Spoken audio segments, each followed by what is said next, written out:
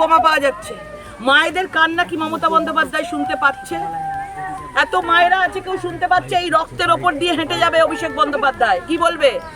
বলবে বিজেপির সন্ত্রাস বলে কাটাবে। তো আজকে চারিদিকে বোমা, আজকে পুলিশ নিজে বলছে যে ওদিকে যাবেন না, আরো বোমা উদ্ধার হচ্ছে, জায়গা সেফ নয়। তার মানে এইসব চারিদিকে বোমা রয়েছে। আপনারা ভাবুন, হুগলিতে বোমার ভান্ডার পাওয়া যাচ্ছে, বোমা শিল্প তৈরি হচ্ছে, মানুষের ওপর এদের বিশ্বাস নেই, এরা বোমা দিয়ে ভোট করাতে চাইছে।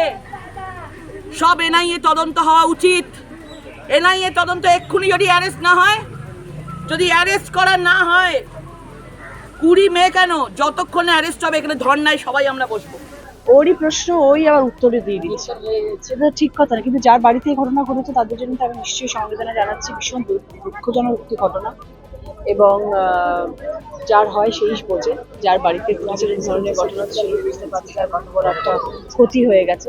সেটার উপরে আমাদের সমবেদনা জানানো উচিত, আমরা দুঃখ প্রকাশ করা উচিত, নাকি সেটা নিয়ে এখন আবার রাজনীতি করা উচিত, নাকি সেটা নিয়ে এখন গল্প বানানো উচিত, বিভিন্ন ধরনের ইন্টারভিউ দেওয়া উচিত। এটা খারাপ জিনিস। আপনি কি যাবেন এই আপনার যে সভাস্থল হয়েছে আমি সকাল থেকে আমি আজকে ধনিয়াকালীতে প্রচার করছিলাম, সেখান থেকে আজকে অভিষেকের সভা ছিল বলে এখানে আসতে হলো। তো আমি নিশ্চয়ই যাবো, আমার দেখা করার উচিত এবং যাবো নিশ্চয়ই।